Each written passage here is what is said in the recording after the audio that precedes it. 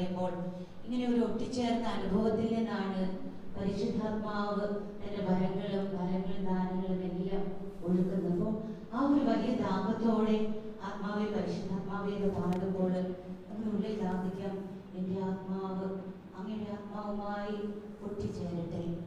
പരിശുദ്ധാത്മാവെ, ഈ നാം ദൈവത്തിന്റെ മക്കളാണെന്ന് ഈ ആത്മാവ് നമ്മുടെ ആത്മാവിനോട് ചേർന്ന് സാക്ഷ്യം നൽകുന്നു. ഇങ്ങനെ ഈ ഓരോ വചനങ്ങളും കോർത്തിണക്കിയാണ് നമ്മൾ ഈ ഗാനം ഉണ്ടാക്കിയിരിക്കുന്നത്. ഓരോ വചനവും പാടുമ്പോൾ, ദൈവത്തിന്റെ വചനങ്ങൾ പാടുമ്പോൾ ആ വചനത്തിലുള്ള ആത്മാവ് ശക്തമായി നമ്മൾ ആവസിക്കുന്നു എന്നാണ് പിതാക്കന്മാർ പറയുന്നത്.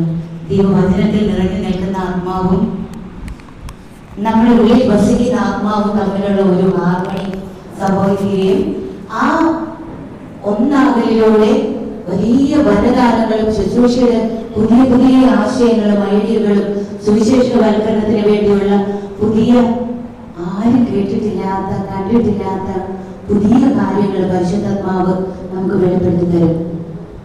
ഇന്ന് നമ്മൾ ക്ലാസ്സിൽ കേട്ടു പ്രവചന വരത്തിലൂടെ ഒരു രാജ്യത്തെ ആകമാനം മാനസാന്തരപ്പെടുത്തുവാൻ ശക്തിയുള്ള ഒറ്റ പ്രവചനത്തിന് സാധിക്കും. ഇങ്ങനെ ആ ബോധ്യത്തോടെ നമ്മൾ ആ വലിയ ദാഹത്തോടെ ഭൂമിയിൽ നിറഞ്ഞ് അതിനെ കീഴടക്കുവാൻ ഈശോ നമ്മളോട് പറയുമ്പോൾ ആ ഭൂമിയിൽ നിറയാനുള്ള വലിയ ദാഹത്തോടെ നമുക്ക് പ്രാർത്ഥിക്കാം. അങ്ങനെ ഒരു വരം മതി. ആ വരത്തിലൂടെ ലോകത്തെ മുഴുവൻ തലത്തിൽ വരയ്ക്കാനുള്ള ഒരു വലിയ അഭിഷേകം പരിശുദ്ധാത്മാവ് നമ്മിലേക്ക് ചൊരിയും. അങ്ങനെ ഭൂമിയിൽ നിറഞ്ഞ് അതിനെ കീഴടക്കുവാനുള്ള സുവിശേഷവൽക്കരണത്തിന് വേണ്ടി ശക്തമായ ആയുധമാക്കി എന്നെ മാറ്റണമേ എന്ന് ദാഹത്തോടെ പ്രാർത്ഥിക്കാം. ഓരോരുത്തർക്കും പ്രത്യേക ദാനങ്ങൾ നൽകുന്ന പരിശുദ്ധാത്മാവാണ് നമ്മുടെ ഉള്ളിൽ വസിക്കുന്നത്. ഈ ആഴമായ ബോധ്യത്തോടെ വിശ്വാസത്തോടെ അതിരം തുറന്ന് നമ്മൾക്ക് എല്ലാവർക്കും കണ്ണുകളടച്ച് നമ്മുടെ ഹൃദയത്തിൽ വസിക്കുന്ന ദൈവരാജ്യം വ്യക്തിപരമാണ്. ദൈവരാജ്യം ആ വ്യക്തിപരമായ അവസ്ഥയിൽ നിന്നാണ് സമൂഹത്തിലേക്ക് ഒഴുകുക, സഭയിലേക്ക് ഒഴുകുക. അത് നമ്മിൽ നിന്ന് തുടങ്ങണമേ എന്നുള്ള വലിയ ദാഹത്തോടെ നമുക്ക് എല്ലാവർക്കും പാടി പ്രാർത്ഥിക്കും. എല്ലാവരും വാക്കവർക്ക് പാടണം.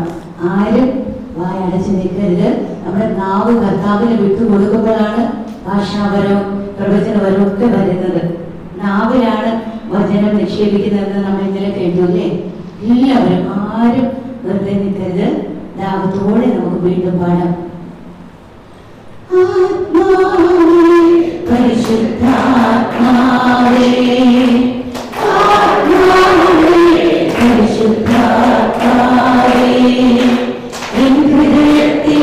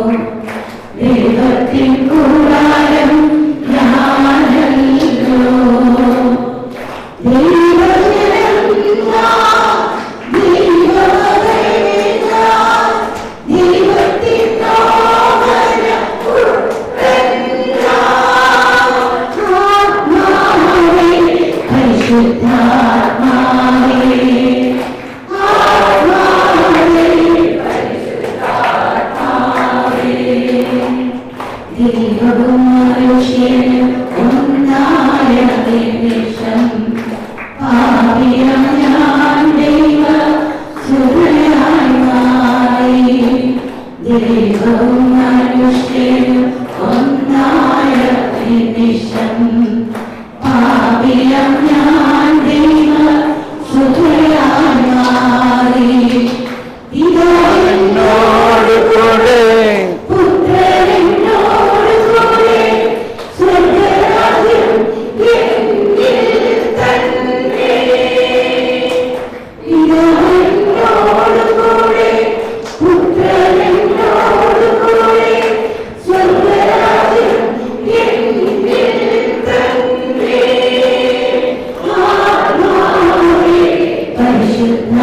പരിശുദ്ധാത്മാവേ ആത്മാവേ പരിശുദ്ധാത്മാവേ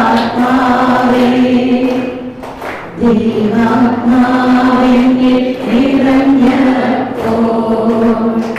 ദൈവസ്നേഹം എന്നിൽ ചൊരിഞ്ഞപ്പോൾ ദൈവാത്മാവെങ്കിൽ നിറഞ്ഞപ്പോൾ ദൈവസ്നേഹം എന്നിൽ ചൊരിഞ്ഞപ്പോൾ ദൈവാത്മാവിന്റെ ആത്മാവിൽ ലയിച്ചു ആരാധിക്കുന്നു ഞാൻ വിളിച്ചു ദൈവാത്മാവിന്റെ ആത്മാവിൽ ലയിച്ചു ആരാധിക്കുന്നു ഞാൻ വിളിച്ചു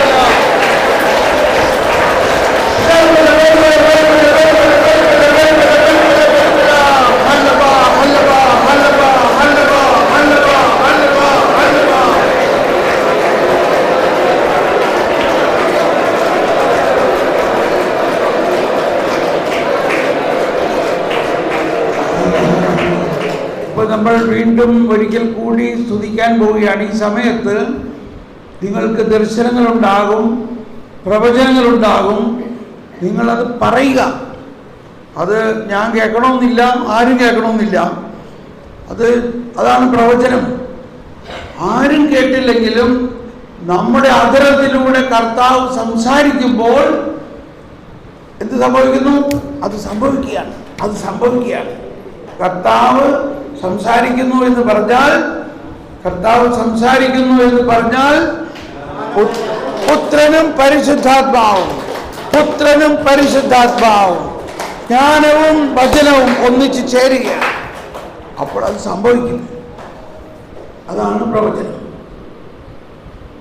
പ്രവചനത്തിൽ നിങ്ങളതങ്ങ് പ്രഘോഷിക്കുമ്പോൾ അത് സംഭവിക്കും. ഏതുപോലെ ആരംഭത്തിൽ മുതൽ കർത്താവ് പറഞ്ഞു, ഉണ്ടാകട്ടെ, ഉണ്ടായി.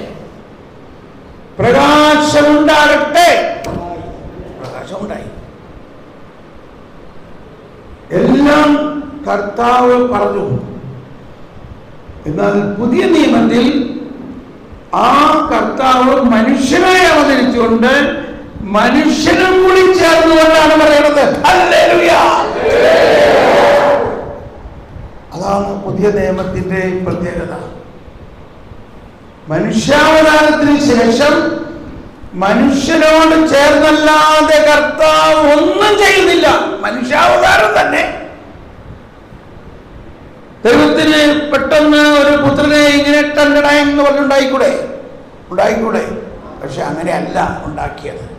ഒരു കന്യകയിലൂടെ, ഒരു പെൺകുട്ടിയിലൂടെ, അവരുടെ ഗർഭത്തിൽ ദൈവം സകല മനുഷ്യരെയും തന്റെ ശരീരത്തോട് ചേർത്തു.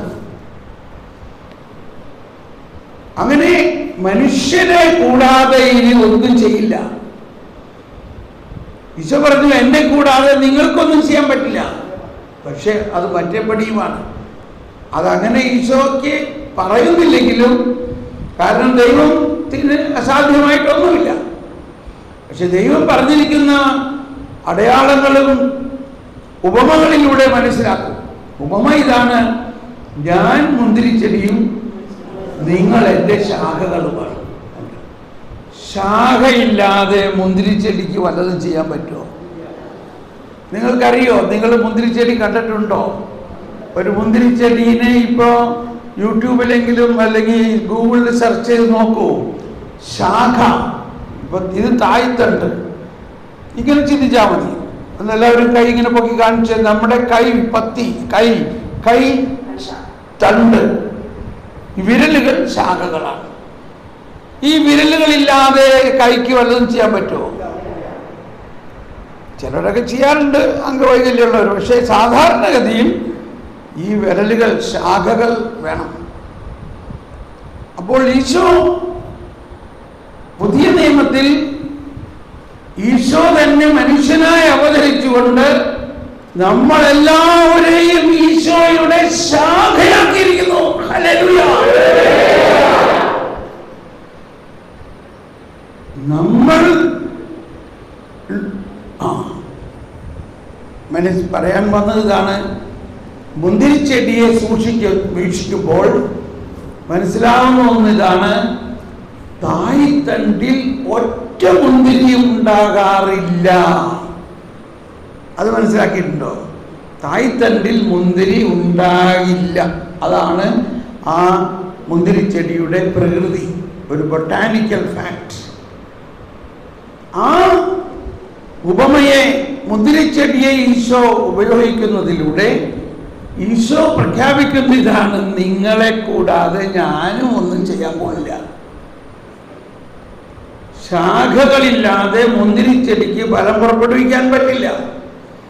അതുപോലെ ശാഖകൾക്ക് തായ്തണ്ടില്ലാതെ ഫലം പുറപ്പെടുവിക്കാൻ പറ്റില്ല. അപ്പോൾ ദൈവം ആഗ്രഹിക്കുന്നത് നമ്മളെല്ലാവരും ഈ തായ്തണ്ടിൽ ഒഴുകുന്ന ആ സത്ത അതുപോലെ തന്നെ ശാഖകളിൽ ഒഴുകുന്നു എന്ന സത്യം മനസ്സിലാക്കും. ഈശോയിൽ ഒഴുകുന്ന പ്രസാദവരം മുഴുവനും നമ്മളിൽ ഒട്ടും കുറയാതെ ഒഴുകുന്നു. അത് അതുകൊണ്ടാണ് ഈശോ പറഞ്ഞത്, എന്നിൽ വിശ്വസിക്കുന്നവൻ ഞാൻ ചെയ്ത പ്രവൃത്തികളെല്ലാം ചെയ്യും. ഓക്കെ, അപ്പോൾ ഇപ്പോൾ നിങ്ങൾ ഈ സ്തുതിപ്പ് ശക്തമായി വരുമ്പോൾ പരിശുദ്ധാത്മാവിന്റെ വലിയ അഭിഷേകം ഉണ്ടാകാൻ പോവുകയാണ്. അപ്പോൾ ഈ അഭിഷേക സമയത്ത് നിങ്ങളിൽ പുതിയ ഭാഷാവരങ്ങൾ ഉണ്ടാവും. നിങ്ങളുടെ അധരം എന്തോ സംസാരിക്കണമായിട്ട് തോന്നുന്നു, സംസാരിക്കുക. ആരും കേൾക്കണ്ട, കേട്ടെന്ന് വിചാരിക്കാൻ വേണ്ട. നമ്മൾ അങ്ങ് ഉച്ചത്തിൽ പ്രഘോഷിക്കുക, പ്രവചിക്കുക. അങ്ങനെ അതിൻ്റെ കെട്ട് തുറന്ന് അതങ്ങ് പുറത്തേക്ക് വരും. റെഡിയാണോ? അപ്പോൾ ഞാൻ ആദ്യം മൈക്ക് ഉച്ചത്തിൽ ഉപയോഗിക്കില്ല, പക്ഷെ നിങ്ങൾ ഉച്ചത്തിൽ മൈക്കില്ലാണ്ട് സംസാരിച്ചോളൂ, പ്രവചിച്ചോളൂ, ഭാഷാവരത്തിലെല്ലാം ചെയ്തോളൂ. റെഡി? ഓക്കെ. പരിശുദ്ധാത്മാവേ, ഞങ്ങളിൽ പുത്തൻ അഭിഷേകം തുറക്കണമേ. ഞങ്ങളിൽ എല്ലാ വരദാനങ്ങളും തുറക്കണമേ. പ്രവചനവരം, ഭാഷാവരം, ദർശനവരങ്ങളെല്ലാം തുറക്കണമേ.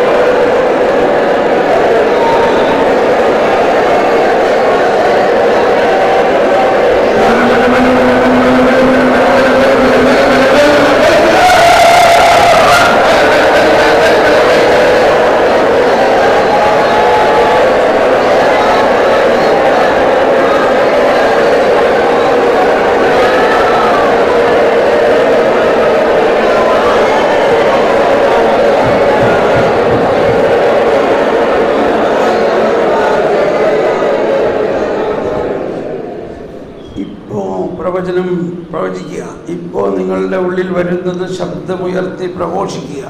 ദർശനം കിട്ടുന്നവർ ദർശനം ഉച്ചത്തിൽ പ്രഘോഷിക്കുക. മാർപ്പാപ്പ ഓക്കെ, മാർപ്പാപ്പ വരുന്നതായിട്ട് കാണുന്നു.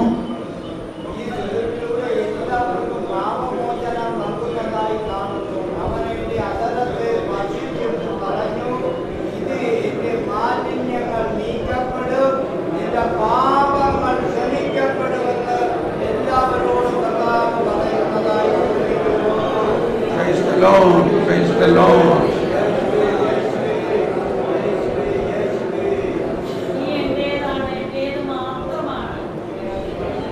Thank you, Jesus.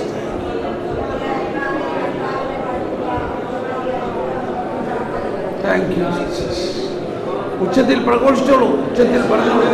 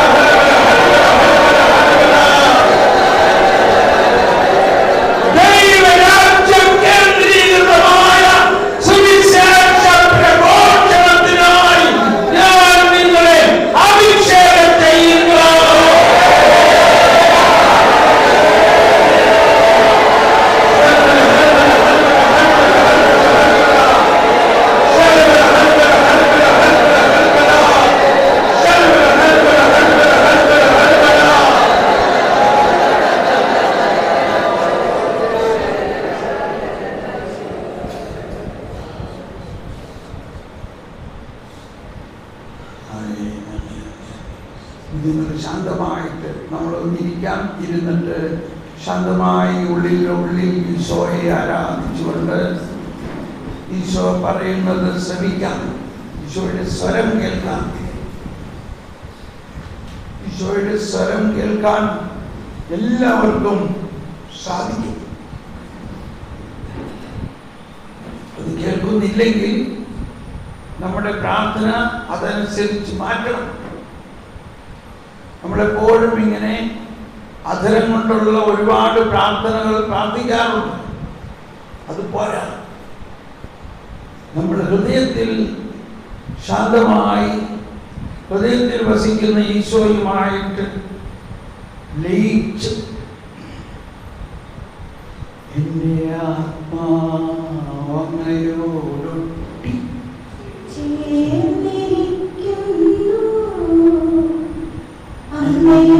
വലത്തു കൈ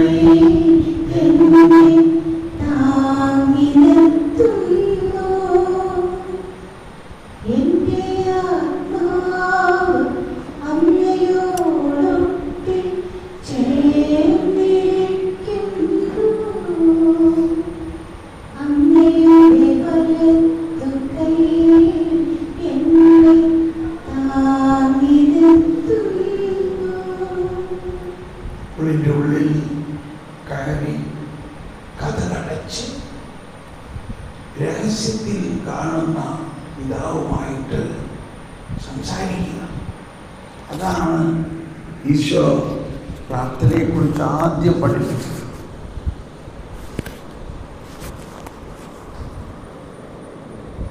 നിന്റെ മുറിയിൽ കടന്ന്.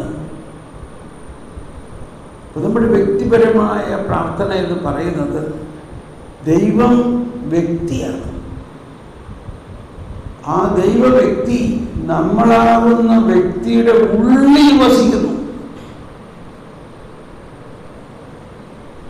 നമ്മൾ ദൈവത്തിൻ്റെ ഉള്ളിലും. നിന്നിൽ ഞാനുമേ എന്നിൽ നീ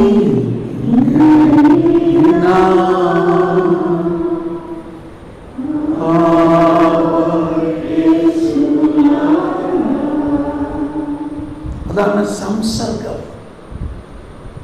നമ്മിൽ ദൈവം വസിക്കുന്നു എന്ന് മാത്രമല്ല, അതേ സമയം നാം ദൈവത്തിലും വസിക്കുന്നു. അതാണ് യോഹന്നാൻ 15-ാം അധ്യായത്തിൽ മുന്തിരിച്ചെടിയും ശാഖയും പറഞ്ഞിട്ട് പറയാം, remain in me, I remain in you. എന്നിൽ വസിക്കുവിൻ, ഞാൻ നിങ്ങളിലും വസിക്കുന്നു. യോഹന്നാന്റെ സുവിശേഷം 6-ാം അധ്യായം 56-ലും പറയുന്നതാണ്, എൻ്റെ ശരീരം ഭക്ഷിക്കും, രക്തം പാനം ചെയ്യും, മാനവനെന്നിൽ നിവസിക്കും, അവനിൽ ഇൻഡ്വിംഗ്ലിംഗ് ആണ്. ത്രിത്വം നമ്മിൽ വസിക്കുന്നതോടൊപ്പം ത്രിത്വത്തിൽ നമ്മൾ വസിക്കുന്നു. ഇതാണ് ഏറ്റവും വലിയ ദൈവാനുഭവം എന്ന് പറയുന്നത്. അതൊരു അനുഭവമായിട്ട്, ഒരു വ്യക്തിബന്ധമായിട്ട്, ഒരു എൻകൗണ്ടറായിട്ട് നമുക്കുണ്ടാകണം. വെറും കാണാപ്പാഠം പഠിച്ച കുറെ പ്രാർത്ഥനകൾ പ്രാർത്ഥിച്ചാൽ മാത്രം പോരാ. ആ വ്യക്തിയുമായിട്ട് ഒരു വ്യക്തിബന്ധം നമുക്കുണ്ടാകണം. വ്യക്തിബന്ധം.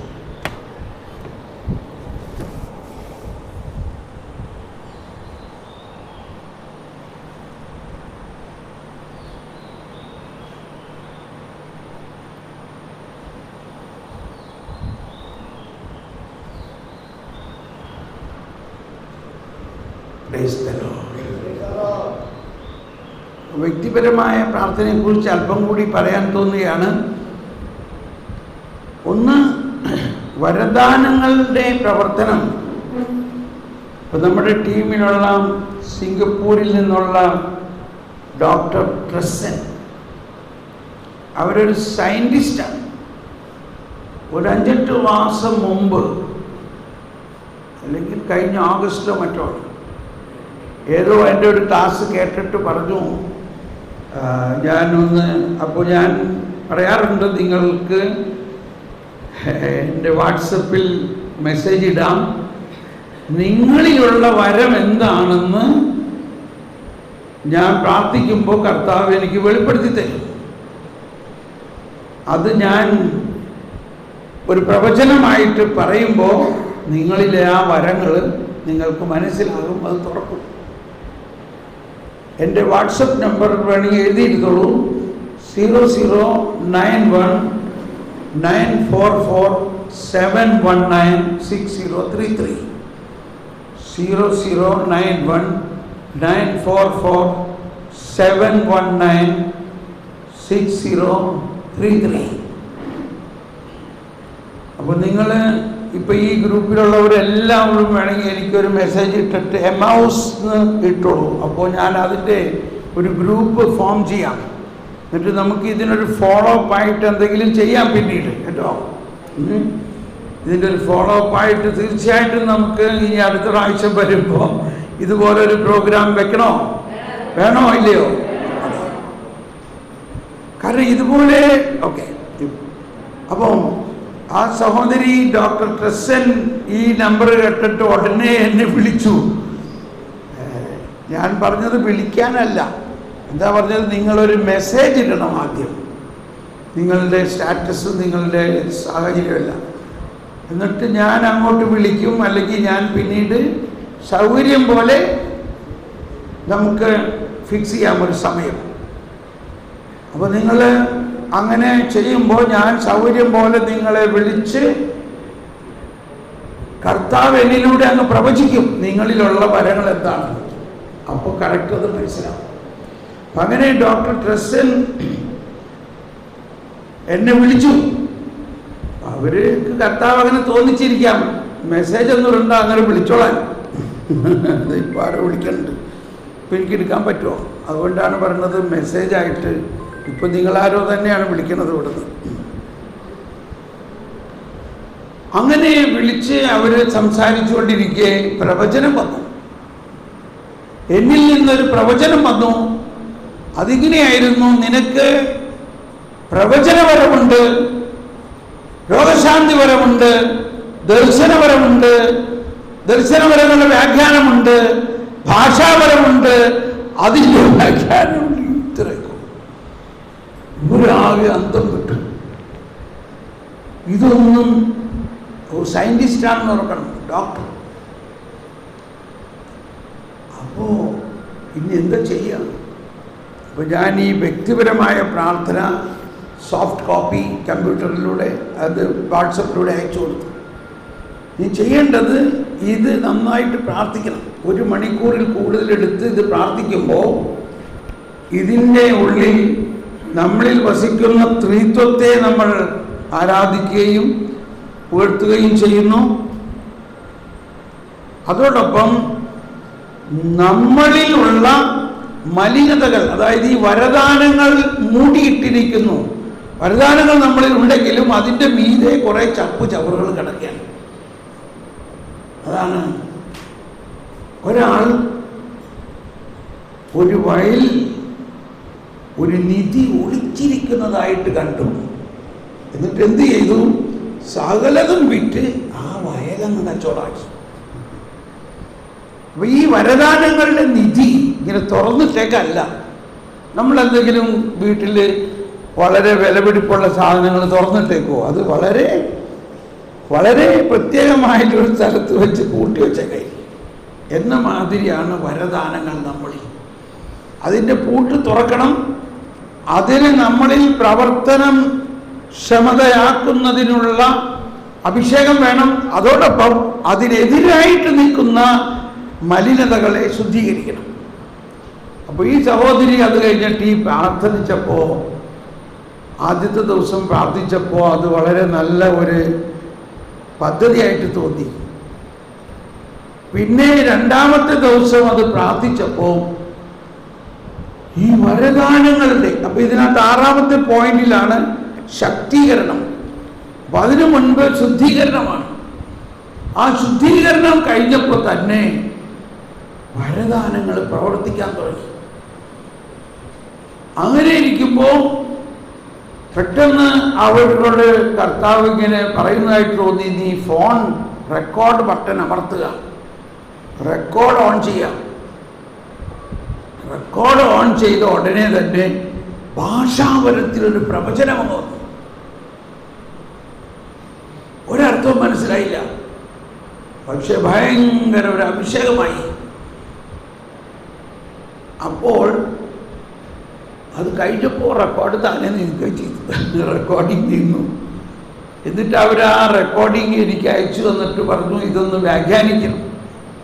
അപ്പോൾ ഭാഷാപരത്തിൽ അങ്ങനെ ആദ്യം പ്രവചനം വരുമ്പോൾ അതാരെങ്കിലും വ്യാഖ്യാനിക്കണം, വ്യാഖ്യാനപരമുള്ളവർ. അപ്പോൾ അതിൻ്റെ അതെനിക്ക് അയച്ചത് ഞാൻ കേട്ടപ്പോൾ തന്നെ ഭയങ്കര അഭിഷേകം കൊണ്ട് നിറഞ്ഞു. അതിൻ്റെ വ്യാഖ്യാനം വന്നപ്പോൾ അതിലും വലിയ അഭിഷേകം. ആ വ്യാഖ്യാനം അവർക്ക് അയച്ചു കൊടുത്തപ്പോൾ അവർ അഭിഷേകം കൊണ്ട് നിറഞ്ഞവിടെ വീണു. ഇനി എന്ത് ചെയ്യണം? ഇപ്പം ഞാൻ പറഞ്ഞു, ജർമ്മനിയിലെ പ്രവചനപരത്തെക്കുറിച്ച് മാത്രമുള്ള ഒരു പ്രോഗ്രാമുണ്ട് അടുത്ത മാസം. പറ്റുകയാണെങ്കിൽ അതിന് വരും. ഇത് സിംഗപ്പൂരിൽ നിന്ന് 18 മണിക്കൂറാത്ത ഫ്ലൈറ്റാണ്. തീർച്ചയായിട്ടും ഞാൻ വരും. കണ്ടോ, അതൊക്കെ പ്രവചനപരം അവരിലങ്ങ് പ്രവർത്തിക്കാൻ തുടങ്ങി. അങ്ങനെ അവരവിടെ വന്നു. ഇപ്പോൾ അവർ ഈ വരദാനങ്ങളെല്ലാം അതിശക്തമായിട്ട് അവർ പ്രവർത്തിക്കുന്നതായിട്ട് മനസ്സിലാക്കുകയാണ്. ചോദ്യം ഇതാണ്, ഇതൊക്കെ എവിടെയായിരുന്നു? ഇതെവിടെയായിരുന്നു? അത് അവരിൽ തന്നെ ഉണ്ടായിരുന്നു. ഇപ്പോൾ അട്ടപ്പാടിയിൽ ഇതുപോലെ ഒരു ധ്യാനം ഇംഗ്ലീഷിലാണ് അത് പ്ലാൻ ചെയ്തിരിക്കുന്നത്. എന്നാലും ഞാൻ കുറച്ച് മലയാളമൊക്കെ പറയാം. ഈ മാസം 20-ാം തീയതി വൈകുന്നേരം 5 മണിക്ക് തുടങ്ങും. അപ്പോൾ 20-ാം തീയതി രാവിലെ തന്നെ അങ്ങോട്ട് പുറപ്പെടാം. 21, 22, 23, 24-ാം തീയതി രാവിലെ അവസാനിപ്പിക്കുന്ന തരത്തിൽ ഒരു പ്രോഗ്രാമുണ്ട് വരദാനാഭിഷേകത്തിന്. അതിന് ഡോക്ടർ ട്രസ്സനും വരുന്നുണ്ട്. അപ്പം നമ്മളിൽ ഈ വരങ്ങളൊക്കെ ഉണ്ട്. ഇപ്പോൾ യൂറോപ്യൻ രാജ്യങ്ങളിൽ ഞാൻ ചെയ്തുകൊണ്ടിരിക്കുന്നത് ഇതാണ്. ഒരു സുവിശേഷ ചൈതന്യം, ഒരു ഉണർവുണ്ടാകണമെങ്കിൽ നമ്മളിലുള്ള വരങ്ങൾ ഉണർന്നാലേ അഭിഷേകമാവുള്ളൂ, സുവിശേഷം പ്രഘോഷിക്കാൻ പറ്റും. അങ്ങനെയുള്ള പ്രോഗ്രാമുകളാണ് ഇപ്പോൾ അവിടെ ചെയ്യുന്നത്. അതുകൊണ്ട് എന്തുണ്ടായി, എനിക്ക് യാതൊരു വിശ്രമമില്ല. എൻ്റെ ഹൃദയത്തിൽ വലിയ ബ്ലോക്കാണ്, ഓപ്പൺ ഹാർട്ട് സർജറി ഉടനെ വേണമെന്ന് ഡോക്ടർ പറഞ്ഞു. ഞാൻ പറഞ്ഞു, അതെങ്ങനെയാണ് അടുത്ത 2-3 മാസത്തെ പ്രോഗ്രാം ഫിക്സാണ്, എനിക്കിത് ക്യാൻസൽ ചെയ്യാൻ പറ്റില്ല. ഡോക്ടർ പറഞ്ഞു, ഫ്ലൈറ്റിലൊന്നും കയറാൻ പാടില്ല എന്നാണ്. അപ്പോഴാണ് നിങ്ങൾക്കൊക്കെ മെസ്സേജ് കിട്ടി, എല്ലാവരും കാറിക്കൂടി പ്രാർത്ഥിച്ചു. കർത്താവ് എന്നെ സൗഖ്യപ്പെടുത്തി. കർത്താവ് പറഞ്ഞു, നിന്റെ ശരീരം മുറിക്കാൻ ഞാൻ അനുവദിക്കയില്ല. നീ ഇത്രയും നാൾ എൻ്റെ രോഗശാന്തി നടത്തിക്കൊണ്ടിരിക്കുന്ന നിന്നെ ഞാൻ സൗഖ്യപ്പെടുത്തിയില്ലെങ്കിൽ പിന്നെ ആരെ സൗഖ്യപ്പെടുത്താം? ഹല്ലേലൂയ. അന്ന് മുതൽ ഡോക്ടർ ഇത് പറഞ്ഞ അന്ന് മുതൽ ഒരു ദിവസം പോലും വിശ്രമമില്ലാതെ ഞാൻ ഓടുകയാണ്. രാജ്യങ്ങൾ, ഒരാഴ്ച ജർമ്മനിയിലാണെങ്കിൽ അടുത്ത ആഴ്ച സ്വിറ്റ്സർലൻഡിൽ, അടുത്ത ആഴ്ച ഓസ്ട്രിയയിൽ, അടുത്ത ആഴ്ച ഇംഗ്ലണ്ടിൽ, അതിൻ്റെ അടുത്ത ആഴ്ച അയർലൻഡിൽ ഈ ഗീതയുടെ മകനാണ് എന്നെ എയർപോർട്ടിൽ നിന്ന് ലിഫ്റ്റ് തന്ന് കൊണ്ടുവന്നത്.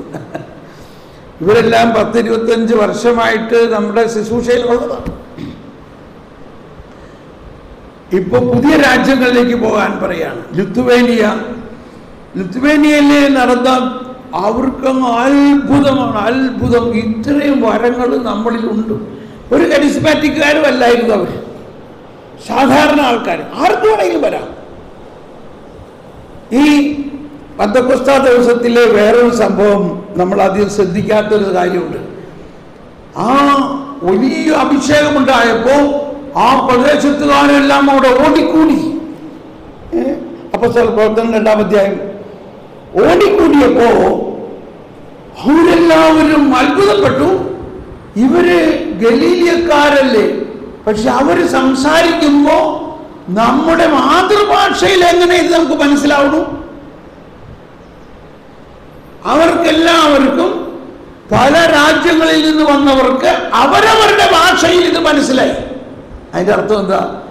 അവർക്കെല്ലാവർക്കും പരിശുദ്ധാത്മാവ് ഭാഷാവരത്തിന്റെ വ്യാഖ്യാനവരം കൊടുത്തു. അവരൊരു ധ്യാനം കൂടിയിട്ടില്ല. അവരതിലെ പോണ സമയത്ത് ഈ ഒച്ചയും ബഹളവും കേട്ട് അതിലെ വന്നതാണ്. അത്രയുള്ള കാര്യം. അവർക്കൊക്കെ വരം കിട്ടി. മനസ്സിലായോ? അത്രയ്ക്ക് പരിശുദ്ധാത്മാവ് വരങ്ങൾ വാരി വിതറുകയാണ്. എന്തിനാ? ദൈവരാജ്യം പണിത് തീർക്കാൻ വേണ്ടി. അതുകൊണ്ട് ഞാൻ കരിസ്മാറ്റിക് അല്ല, വേണ്ട. അപ്പോസ്തല പ്രവർത്തനത്തിൽ നിന്ന് കൊർന്നേലിയോസ് ഒരു വിജാതീയൻ ജ്ഞാനസ്നാനം സ്വീകരിച്ചിട്ടില്ല. എന്താണ് ജ്ഞാനസ്നാനം അദ്ദേഹത്തിന് അറിയില്ല. പക്ഷെ പരിശുദ്ധാത്മാവ് അദ്ദേഹത്തിനോട് പറയുകയാണ്, നീ ഉടനെ 2 ആളെ അയക്കണം. സൈമൺ പത്രോസ് ഇന്ന സ്ഥലത്ത് വന്നിട്ടുണ്ട്, താമസിക്കുന്നുണ്ട്. അവിടേക്ക് 2 ആളെ അയച്ച് അദ്ദേഹത്തെ നിന്റെ വീട്ടിലേക്ക് വരുത്തും. അതേ സമയത്ത് സൈമൺ പത്രോസിന് ഒരു ദർശനം, ഒരു പ്ലേറ്റിൽ അല്ലെങ്കിൽ ഒരു താലത്തിൽ ഒരുപാട് ഭക്ഷണ സാധനങ്ങൾ, പ്രത്യേകിച്ച് അവർ കഴിക്കാൻ പാടില്ലാത്ത മൃഗങ്ങളെല്ലാം വെട്ടി കൊടുത്ത്. യഹൂദര് ഇന്നിന്ന മൃഗങ്ങളെ കഴിക്കാൻ പാടില്ല എന്ന് വളരെ ശക്തമാണ് അവരുടെ നിയമം. അതെല്ലാം വെട്ടി ഒരുമിച്ച്. സൈമൺ പത്രോസ് അപ്പം ആരാ? മാർപ്പാപ്പയാണ്.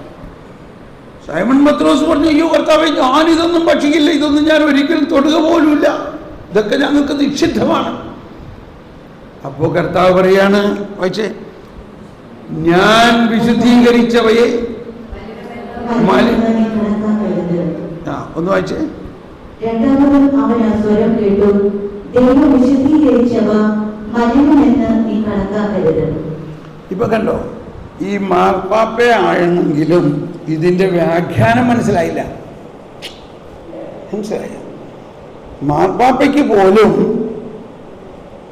പരിശുദ്ധാത്മാവ് നൽകിയ ഈ സന്ദേശത്തിന്റെ അർത്ഥം മനസ്സിലായില്ല. അപ്പൊ അതിനെ മനസ്സിലാക്കേണ്ട അത്രയ്ക്ക് വലിയ കാര്യമാണത്.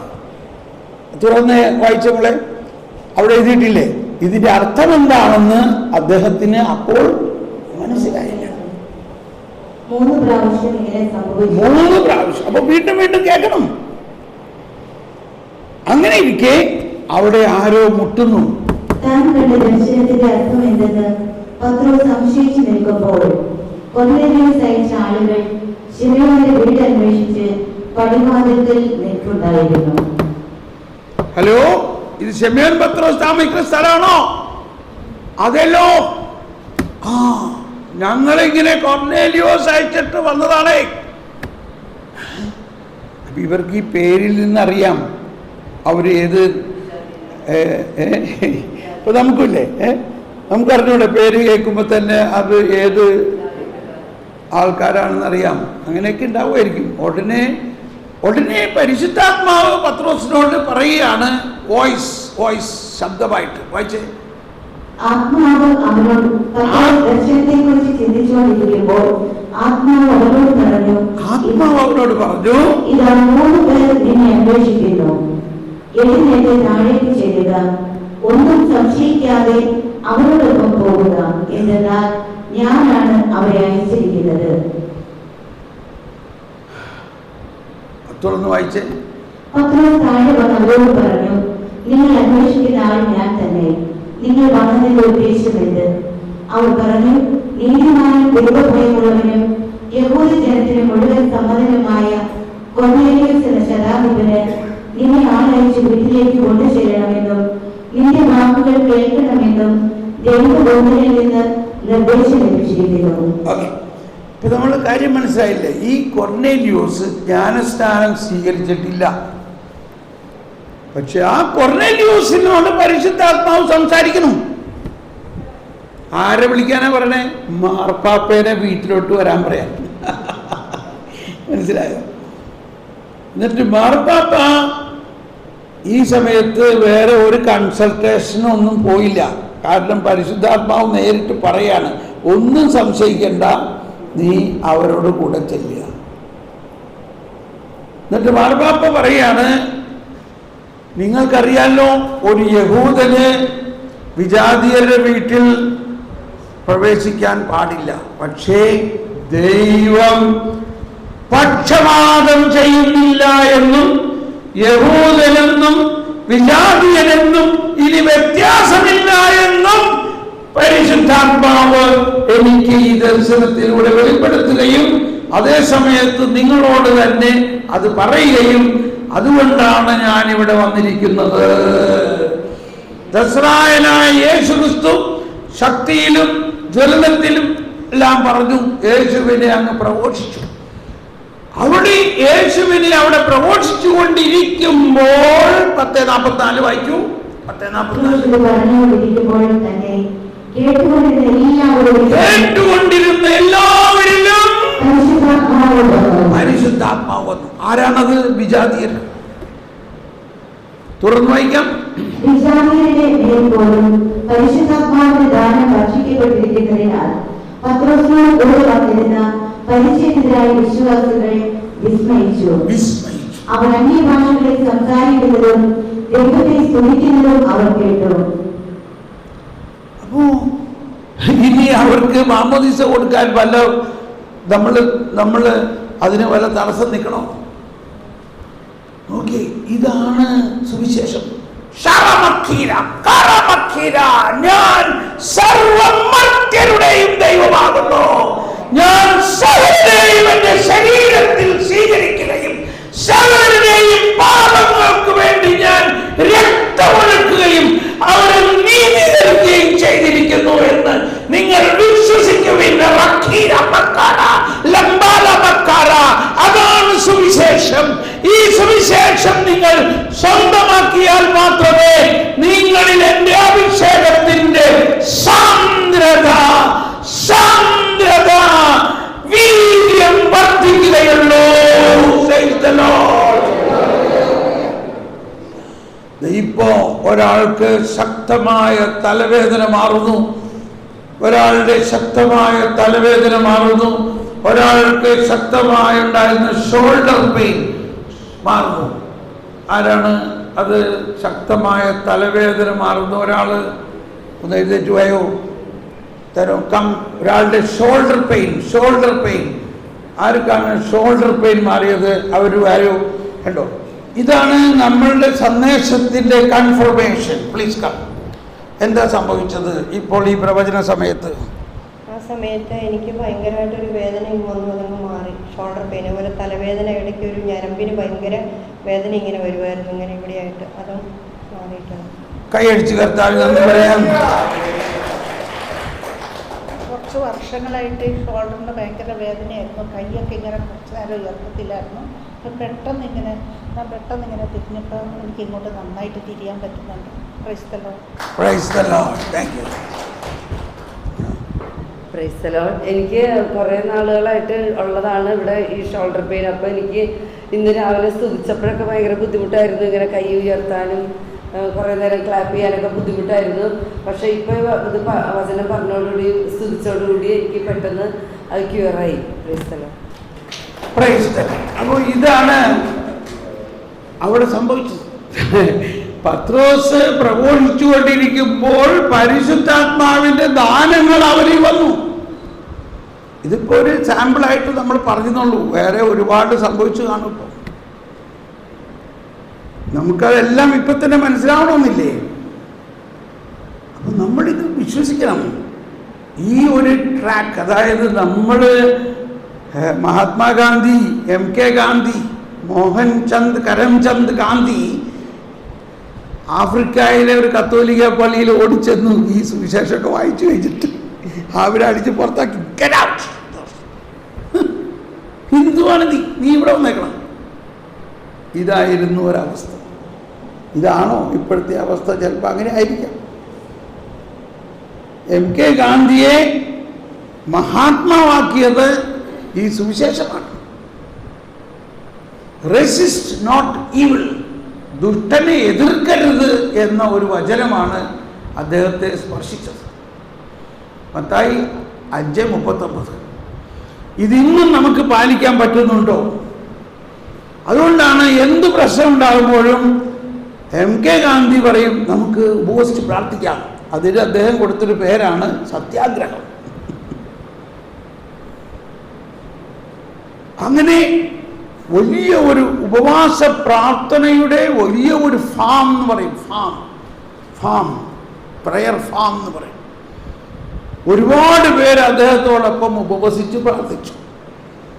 ഇതെവിടെ നിന്ന് പഠിച്ചു?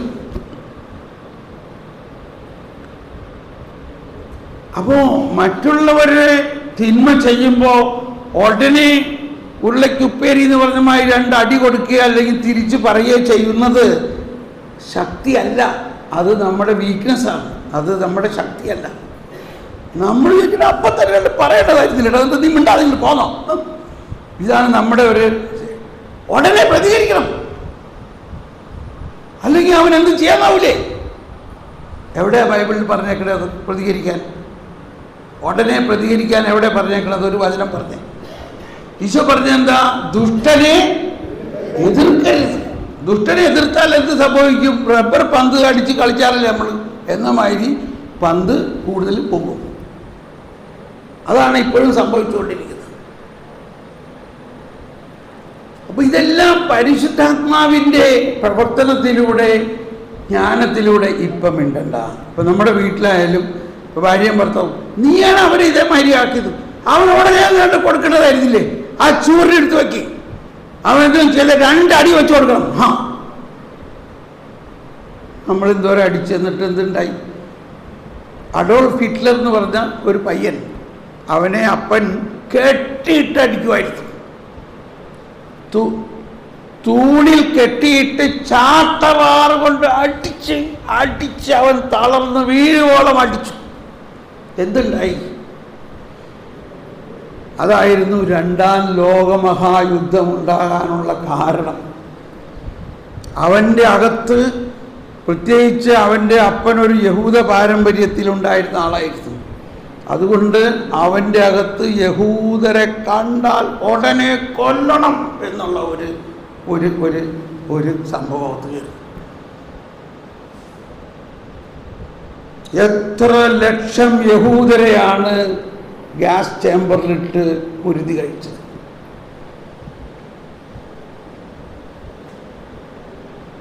അതേ സമയത്താണ് MK ഗാന്ധി ഇവിടെ ക്രിസ്ത്യാനികളായ ഇംഗ്ലീഷുകാരോട് ക്രിസ്തുവിൻ്റെ സന്ദേശം പറഞ്ഞുകൊണ്ട് മൗനമായി, അല്ലെങ്കിൽ ഒരു അഹിംസയിലൂടെയുള്ള ഒരു പോരാട്ടം നടത്തി യുദ്ധം ജയിച്ചത്. അപ്പോൾ ഇതെല്ലാം പറയുന്നത് ഈ ഭാരതത്തിൽ ഇതുപോലെ വലിയ സംഭവങ്ങൾ നടന്നിട്ടുള്ളതാണ്. സുവിശേഷമാണത്.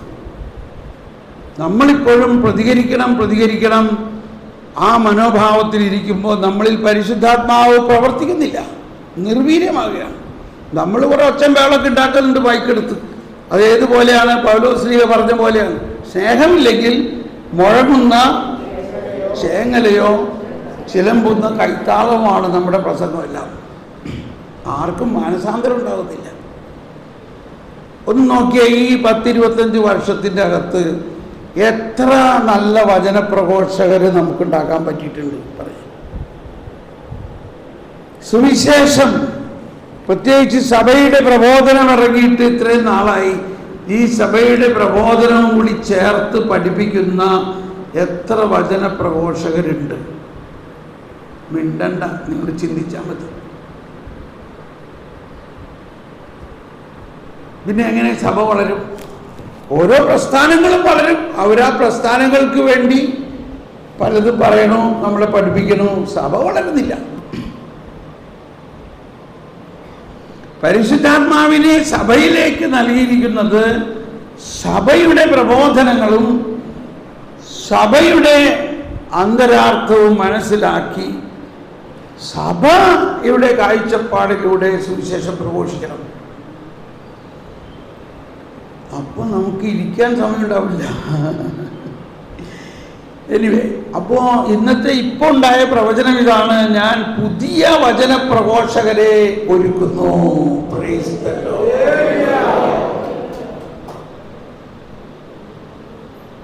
ചുമ്മാ എന്തെങ്കിലും പ്രഘോഷിച്ചാൽ പോരാ. പ്രഘോഷിക്കുന്ന സമയത്ത് ഇപ്പൊ നമ്മൾ കണ്ടില്ലേ, ഇന്നലെ ഇന്നെല്ലാം കണ്ടില്ലേ, പ്രഘോഷിക്കുന്ന സമയത്ത് അവിടെ അഭിഷേകം ഉണ്ടാവുന്നു, രോഗശാന്തി ഉണ്ടാവുന്നു, പരിശുദ്ധാത്മാവിന്റെ വരദാനങ്ങൾ അനുഭവമാകുന്നു.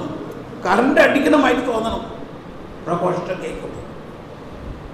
അതുണ്ടാവുന്നത് പരിശുദ്ധാത്മാവിന്റെ അഭിഷേകത്തിലൂടെ പ്രഘോഷിക്കുമ്പോഴാണ്. ഓക്കെ, അപ്പൊ ഇതെല്ലാം പറഞ്ഞു വന്നത്, ഞാൻ വീണ്ടും വ്യക്തിപരമായ പ്രാർത്ഥനയിൽ നമ്മൾ ചെയ്യേണ്ട ഏറ്റവും വലിയ ഫോക്കസ് നമ്മിൽ വസിക്കുന്ന ദൈവത്തോട്, നമ്മിൽ വസിക്കുന്ന പരിശുദ്ധാത്മാവിനോടാണ് പ്രാർത്ഥിക്കേണ്ടത്. എവിടെയോ ഇരിക്കുന്ന ഒരു ദൈവമാണ്, എവിടെയോ ഇരിക്കുന്ന പരിശുദ്ധാത്മാവാണെന്നല്ല മനസ്സിലാക്കേണ്ടത്. പരിശുദ്ധാത്മാവ് ഒരു വ്യക്തിയാണ്. പരിശുദ്ധ ത്രിത്വത്തിലെ മൂന്നാമത്തെ വ്യക്തിയാണ് പരിശുദ്ധാത്മാവ്. ഇത് നമ്മൾ കൃത്യമായി കാറ്റഗിസത്തിലെല്ലാം പഠിപ്പിക്കുന്ന വലിയ ഒരു സംജ്ഞയാണ്. പരിശുദ്ധ ത്രിത്വത്തിലെ മൂന്നാമത്തെ വ്യക്തിയാണ് പരിശുദ്ധാത്മാവ്.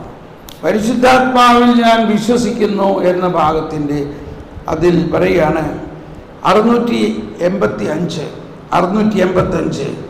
പരിശുദ്ധാത്മാവിൽ വിശ്വസിക്കുക എന്നതിൻ്റെ അർത്ഥം പരിശുദ്ധാത്മാവ് പരിശുദ്ധ ത്രിത്വത്തിലെ ഒരു വ്യക്തിയാണെന്ന്, പിതാവിനോടും പുത്രനോടും ഏക സത്തയായ വ്യക്തിയാണ്. പിതാവിനോടും പുത്രനോടുമൊപ്പം ആരാധിക്കപ്പെടുന്നവനും മഹത്വീകരിക്കപ്പെടുന്നവനുമാണെന്ന് ഏറ്റുപറയുക എന്നതാണ്. പ്രാവ്, തീ, വെള്ളം, ഈ സംജ്ഞകളുണ്ട്. എന്നാൽ അതിൻ്റെ എല്ലാം അന്തരാർത്ഥം പഠിക്കണം. ജലം ഇവിടെ എഴുതിയിട്ടുണ്ട് 696 തോന്നുന്നു. 96. ജലം 94. പരിശുദ്ധാത്മാവിനെ ജലത്തിന്റെ പ്രതീകാത്മകത മാമോദീസായിൽ പരിശുദ്ധാത്മാവ് നടത്തുന്ന പ്രവർത്തനത്തെ സൂചിപ്പിക്കുന്നു. കാരണം പരിശുദ്ധാത്മാവിനെ വിളിച്ചുള്ള പ്രാർത്ഥനയ്ക്ക് ശേഷം അത് പുതിയ ജനനത്തിന്റെ ഫലപ്രദമായ കൗദാശിക അടയാളമായി തീരുന്നു. ഇനി ശ്രദ്ധിക്കണം പറയണത്. അടുത്തത്, നമ്മുടെ പ്രഥമ ജനനത്തിന് മുൻപ് നാം ഗർഭത്തിൽ സംവഹിക്കപ്പെട്ടത് ജലത്തിലായിരുന്നല്ലോ. കേട്ടോ? അപ്പൊ ജീവജലം, പരിശുദ്ധാത്മാവ് ജീവജലമാണ്. നമ്മൾ അമ്മയുടെ ഗർഭത്തിൽ ജീവജലത്തിലായിരുന്നു. ആ ഗർഭത്തിലുള്ള ജലവും രക്തവും കലർന്ന, എന്താണ് അതിന് പറയണത്, ആ പ്ലാസറ്റ, അത് ഇംഗ്ലീഷിൽ എന്താ പറയണേ, ആ ഫ്ലൂയിഡ്, അംബിയോട്ടിക് ഫ്ലൂയിഡ് ഇല്ലേ, ആ ഫ്ലൂയിഡ് അതാണ് സാക്ഷാൽ ജീവജലം. ജലവും രക്തവും കൂടി കലർന്നതാണ്. അവിടെ ആ ജീവജലം കുഞ്ഞിന് വേണ്ടതെല്ലാം അതിലുണ്ട്. അങ്ങനെ ആ ജീവജലത്തിൽ നിന്ന് കുഞ്ഞ് പുറത്തു വന്നാൽ കഴിയുന്നതും വേഗം സഭയുടെ ഗർഭമാകുന്ന പരിശുദ്ധാത്മാവാകുന്ന ജീവജലത്തിലേക്ക് അവനെ മാറ്റി. അതാണ് വീണ്ടും ജനനം എന്ന് പറയുന്നത്. എളുപ്പം മനസ്സിലായില്ലേ അമ്മമാരെ? ജീവജലത്തിൽ നിന്ന് കുഞ്ഞ് പുറത്തു വന്നു, ഉടനെ കുഞ്ഞിന് മറ്റൊരു ജീവജലം ഒരുക്കിയിരിക്കുകയാണ്. നിത്യജീവനുള്ള ജീവജലം ഒരുക്കിയിരിക്കുകയാണ്. അതാണ് പരിശുദ്ധാത്മാവ്. ആ അർത്ഥത്തിലാണ് പരിശുദ്ധാത്മാവ് ജീവജലം. ജീവജലത്തിൽ അരുവിയായി നിറഞ്ഞു കവിഞ്ഞൊഴുകണമേ. അപ്പൊ ഈ ജീവജലം നമ്മളിൽ നമുക്ക് വേണ്ടതും സഭയ്ക്ക് വേണ്ടതും എല്ലാം നൽകുന്നു. അപ്പോൾ ആ വ്യക്തിയാണ് ആ ജീവജലം, ആ പരിശുദ്ധാത്മാവ്. ആ വ്യക്തിയുമായിട്ടുള്ള ഒരു വാത്സല്യ ബന്ധമാണ് നമുക്കുണ്ടാകേണ്ടത്. ഓക്കെ. അപ്പോൾ വ്യക്തിപരമായ പ്രാർത്ഥനയിൽ ത്രിത്വത്തിനെ നമ്മൾ കേന്ദ്രീകരിക്കുന്നതോടൊപ്പം പരിശുദ്ധാത്മാവിന് നമ്മളെ അങ്ങ് വിട്ടുകൊടുക്കുക. അമ്മയുടെ ഗർഭത്തിന് ശേഷം പരിശുദ്ധാത്മാവാകുന്ന ജീവജലമാകുന്ന സഭയുടെ ഗർഭത്തിലാണ് ഞാൻ വളരുന്നത്. അങ്ങനെ നമ്മുടെ ഇനി ഞാൻ ട്രസ്സൻ്റെ കാര്യം ഞാൻ പറഞ്ഞല്ലോ. അപ്പം അതിൽ ട്രസ്സൻ എപ്പോഴും സാക്ഷ്യത്തിൽ പറയാറുള്ളൊരു കാര്യം ഇതാണ്: ആ വ്യക്തിപരമായ പ്രാർത്ഥനയിലൂടെ അബോധ മനസ്സിലും ഉപബോധ മനസ്സിലും മനസാക്ഷിയിലുമുള്ള മലിനതകളെ മാറ്റിയപ്പോൾ ഉടനെ വരദാനങ്ങൾ പ്രവർത്തിക്കാൻ തുടങ്ങുന്നു. അതാണ് പോയിന്റ്. ഒന്ന് കൈവീശി കാണിച്ചെല്ലാവരും.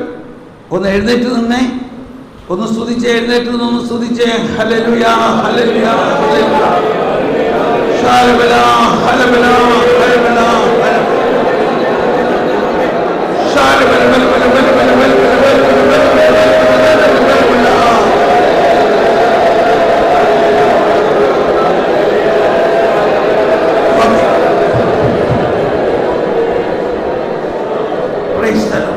ഇനി ഈ ക്ലാസ് നീട്ടുന്നില്ല, ഇനി നമ്മൾ ഇരിക്കാം. അപ്പോൾ ഈ വ്യക്തിപരമായ പ്രാർത്ഥനയിലൂടെ നമ്മളിലുള്ള മനസ്സിലാക്കാനുള്ള എളുപ്പത്തിന് വേണ്ടി ഈ വാക്ക് ഉപയോഗിക്കാണ്, നമ്മളിലുള്ള മലിനതകൾ. മലിനത എന്ന് പറയുമ്പോൾ അവിടെ വല്ല ചാണകമോ പശുവിൻ്റെ മൂത്രമൊന്നും അല്ല, നമ്മുടെ ഉള്ളിൽ തന്നെയുള്ള മാനുഷികമായ തെറ്റായ ബോധ്യങ്ങൾ. നീ എന്താ എപ്പോഴും ഈ ധ്യാനത്തിന് പോണത്? അതേ, അധികമായാൽ അമൃതും പക്ഷം. മനസ്സിലായിട്ടോ? ഇത് കേൾക്കാത്തവരാരെങ്കിലും ഉണ്ടോ? കേൾക്കാത്തവരാരെങ്കിലും ഉണ്ടോ? നമ്മളും ചിലപ്പോൾ പറയാം, ഇയാൾക്ക് എവിടെ ധ്യാനം ധ്യാനം ധ്യാനം അമിതമായാൽ എന്താ അതെൻ്റെ അകത്തും പോയി. ഇങ്ങനെ ഒരിക്കൽ ഞങ്ങൾ ഇങ്ങനെയുള്ള തെറ്റായ ബോധ്യങ്ങൾ, ഇതൊരു പഴഞ്ചൊല്ലാണ്, പക്ഷേ അത് സുവിശേഷവുമായിട്ട് ബന്ധപ്പെടുത്തിയോ പരിശുദ്ധാത്മാവുമായിട്ട് ബന്ധപ്പെടുത്തിയോ കാണരുത്. പക്ഷെ ഇത് നമ്മുടെ അകത്ത് കിടക്കുന്നതുകൊണ്ട് അത് നമ്മളുടെ അകത്ത് ഉള്ള ആത്മാവിൻ്റെ പ്രവർത്തനത്തിനെ മുകളിൽ അതിങ്ങനെ കവർ ചെയ്ത് കിടക്കുകയാണ്. ഇത്രയൊക്കെ മതി. പിന്നെ ഇപ്പം എല്ലാവരും നല്ല കളനും സ്വർഗത്തിൽ പോയില്ലേ? നമ്മളെങ്ങനെയായാലും സ്വർഗത്തിൽ പോകും. നല്ല കളനും സ്വർഗത്തിൽ പോയി, ജീവിതകാലം മുഴുവനും തല്ലിപ്പൊളിയായിട്ട് ജീവിച്ചു, അവനും സ്വർഗത്തിൽ പോയി. പിന്നെ നമുക്കെന്താ? അതുകൊണ്ട് ഒരുപാട് കഷ്ടപ്പെടുന്നു വേണ്ടി ഇങ്ങനെ അങ്ങ് പോയാൽ മതി. എളുപ്പം മനസ്സിലായി. എന്താ, നല്ല കള്ളനുമായി സ്വർഗത്തിൽ പോകാനാണോ നമ്മളെ വിളിച്ചേക്കണേ? നമ്മളെ വിളിച്ചേക്കണത് ഒരു ദൗത്യമായിട്ടാണ്, ഒരു ശിഷ്യനായിട്ടാണ്, ഈശോയുടെ ശിഷ്യനാണ്. അപ്പോൾ അവിടെ ചെല്ലുമ്പോൾ ചോദിക്കും, എത്ര ആത്മാക്കളെ കൊണ്ടുവന്നു? അയ്യോ, ആത്മാക്കളെ ഞാൻ തന്നെ കഷ്ടപ്പെട്ട് ഇവിടെ എത്തിയേക്കണത്. ഇങ്ങനെ ഉത്തരം തരാൻ വേണ്ടിയല്ല നമ്മളെ വിളിച്ചേക്കുന്നത്. നമ്മൾക്ക് ദൈവം തന്നിരിക്കുന്ന ഒരു ദൗത്യമുണ്ട്. മാമോദീസ എന്ന് പറയുന്നതിന് ജർമ്മനിൽ ഇങ്ങനെ പറയും, ഗാബേ ഉണ്ട് ഔഫ് ഗാബേ. ജർമ്മൻ പഠിക്കുന്നവരില്ലേ ഇവിടെ? എത്ര പേരുണ്ട് ജർമ്മൻ പഠിക്കുന്നവർ? ഇപ്പം എല്ലാവരും ജർമ്മൻ പഠിക്കുകയാണ്. ജർമ്മനിലേക്ക് വരാൻ ഇവിടെ ആരെങ്കിലും ഉണ്ടോ ജർമ്മൻ പഠിക്കുന്നവർ? ഓക്കെ. ഗാബേ ഉണ്ട് ഔഫ് ഗാബേ. ഗാബേ എന്ന് പറഞ്ഞാൽ ഇറ്റ്സ് എ ഗിഫ്റ്റ്. ഔഫ് ഗാബേ എന്ന് പറഞ്ഞാൽ ടാസ്ക്. അതൊരു വരമാണ്, ഒരു ദാനമാണ്, അതേ സമയത്ത് ഒരു ദൗത്യമാണ്. മാമോദീസ ദാനമാണ്, ദൗത്യമാണ്. നമ്മൾ ദാനം കൊണ്ട് പോരട്ടെ, ദാനം കൊണ്ട് പോന്നട്ടെ, ദൗത്യം അതിപ്പോൾ വേണ്ട, അതിനിപ്പോൾ എനിക്ക് സമയമില്ല, എനിക്ക് ഇവിടെ നിന്ന് ഒരു കാര്യം കിട്ടും. ഈ ബൈബിളിൻ്റെ അവസാനത്തെ പേജിൽ ഒരു പടമുണ്ട്, ഹോളി ലാൻഡിൻ്റെ പടം. ആ ഹോളി ലാൻഡിൻ്റെ പടം നോക്കുകയാണെങ്കിൽ അതിൽ കാണാം. ഇത് കളറല്ല, ഓക്കെ. നിങ്ങൾ നോക്കിക്കോ, അവിടെ കാണാം ഒന്ന് ഗലീലി തടാകം, നടുക്ക് ജോർദാൻ നദി, ഉത്തരഭാഗത്ത് മുകളിൽ ഗലീലി തടാകം, താഴെ ചാവുകടൽ. അപ്പൊ ഈ ഗലീലി തടാകത്തിലും ചാവുകടലിലും ഒരേ നദിയിൽ നിന്നാണ് വെള്ളം വരുന്നത്. നോക്കിയേ, കണ്ടോ? ബൈബിള് വായിച്ചാൽ മാത്രം പോരാ, അതിനകത്ത് ആൾക്കൂട്ടി 1-2 പടമേ ഉള്ളൂ. അറ്റ്ലീസ്റ്റ് ഈ പടമെങ്കിലും ഒന്ന് വായിക്കണം അല്ലെങ്കിൽ കാണണം. അപ്പൊ ഈ ഗലീലി തടാകത്തിലാണ് വളരെ അത്ഭുതകരമായ മീൻപിടുത്തമൊക്കെ നടന്നത്. എന്നാൽ ചാവുകടലിൽ ഒരു പൂച്ചൂട്ടി പോലുമില്ല, ഒറ്റ മീൻ പോലുമില്ല, ചത്ത് കിടക്കണം. എന്താ കാരണം? ഒരേ വെള്ളമാണ്, ജോർദാൻ നദിയിൽ നിന്നുള്ള ഒരേ വെള്ളമാണ് ഈ 2 തടാകത്തിലേക്ക് ചെല്ലുന്നത്. കാരണം എന്താണെന്ന് വെച്ചാൽ ചാവുകടൽ സമുദ്ര തലത്തിൽ നിന്നും താഴെയാണ്, സമുദ്ര തലത്തിൽ നിന്നും താഴെയാണ്. എന്നാൽ ഗലീലി തടാകം ഉയരത്തിലാണ്. അതുകൊണ്ട് ഗലീലി തടാകത്തിൽ നിന്നുള്ള വെള്ളം മറ്റ് അരുവികളായിട്ട് നാനാഭാഗങ്ങളിലേക്ക് ഒഴുകുന്നു. കൃഷിക്കാർക്ക് കൃഷി നടത്താനും ആർക്ക് വേണോ അതിൽ നിന്ന് ഒഴുക്കി കൊടുക്കുകയാണ്. അരുവികളുണ്ട്, അതിന് അരുവികളുണ്ട്, തടാകത്തിന് അരുവികളുണ്ട്. ആ അരുവികളിലൂടെ അത് മറ്റുള്ളവർക്ക് കൊടുക്കുന്നു. മറ്റുള്ളവർക്ക് കൊടുക്കുന്നതനുസരിച്ച് ജോർദാൻ നദിയിൽ നിന്നും പുതുവെള്ളം ഇതിനകത്തേക്ക് പ്രവേശിക്കുന്നു. അപ്പൊ എപ്പോഴും വെള്ളം പുതിയതാണ്. അതുകൊണ്ട് അതിൽ ധാരാളം ലൈഫുണ്ട്. എന്നാൽ ചാവുകടലിൽ വെള്ളം പുറത്തേക്ക് കൊടുക്കുന്നില്ല. ഇങ്ങോട്ട് വരുന്നുണ്ട്, ഇങ്ങോട്ട് വന്നോട്ടെ എന്നിട്ട് അതെല്ലാം അവിടെ കെട്ടിക്കിടക്കണം. ഇപ്പൊ സത്യം പറയുകയാണെങ്കിൽ 40 വയസ്സ് വരെ ഞാൻ ഒരു ചാവുകടൽ ക്രിസ്ത്യാനിയായിരുന്നു. എല്ലാ ദിവസവും പള്ളി പോവും, ഇങ്ങോട്ട് പോന്നോട്ടെ, കിട്ടിക്കോട്ടെ. ഞായറാഴ്ച കുർബാന ഷർട്ടൊക്കെ തലേ ദിവസം തന്നെ ഇസ്തിരി ഇട്ട് ടിപ്പ് ടോപ്പിൽ പോവും. കാരണം 4 ആൾ കണ്ടോട്ടെ, കാഴ്ച വസ്തുവും കൂടി ആയിട്ട്. പെണ്ണുങ്ങളാണെങ്കിൽ നല്ല സാരിയൊക്കെ തേച്ച് മിനുക്കി മനോഹരമായിട്ട് പോവും. ഇപ്പോൾ ഫോറിൻ രാജ്യത്തിലുള്ള നമ്മുടെ മലയാളികളുടെ അവസ്ഥ എന്ന് പറഞ്ഞു കഴിഞ്ഞാൽ അന്ന് ഭയങ്കര ഒരു ഫാഷൻ പരേഡ് മാതിരിയാണ് ഒരു ഞായറാഴ്ച കുർബാന എന്ന് പറഞ്ഞു കഴിഞ്ഞാൽ. ഞാനിത് കുറ്റം പറയാം, പരാമർശനമാണില്ലേ, വിമർശനമാണ്, ക്ഷമിക്കണതിനോട്. പറയണതിൻ്റെ അർത്ഥം എന്താ? നമ്മൾ പള്ളി പോകുന്നു, എല്ലാ ആധ്യാത്മിക വരങ്ങളും നമ്മൾ സ്വീകരിക്കുന്നു. എന്ത് സംഭവിക്കുന്നു? അങ്ങോട്ട് കൊടുക്കുന്നില്ലെങ്കിൽ നമ്മൾ വെറും ഒരു ചാവുകടൽ പോലെയാണ്. എന്നാൽ 40 വയസ്സിലാണ് എനിക്കിത് മനസ്സിലായത്. എന്നിൽ പരിശുദ്ധാത്മാവ് ഒരു ദൗത്യം വന്നിട്ടുണ്ട്. എനിക്കും സുവിശേഷം പ്രഘോഷിക്കുക എന്നുള്ള ദൗത്യം എന്റെ ജ്ഞാനസ്നാനത്തിലുണ്ട്. എനിക്ക് അതിനുള്ള എല്ലാ വരങ്ങളും തന്നിരിക്കുന്നു. എനിക്ക് ആരോടും ചോദിക്കണ്ട, ഗോ ആൻഡ് പ്രൊക്ലെയിം. എല്ലാ കുർബാനയുടെ അവസാനം പറയുന്നത് ഇതാണ്, ഗോ. എവിടേക്ക് പോകാനാ? സുവിശേഷം പ്രഘോഷിക്കാനാണ് പറയുന്നത്. അത് മനസ്സിലായതോടുകൂടെ പിന്നെ പെട്ടെന്ന് ചാവുകടൽ ഗലീലി കടലായി മാറി.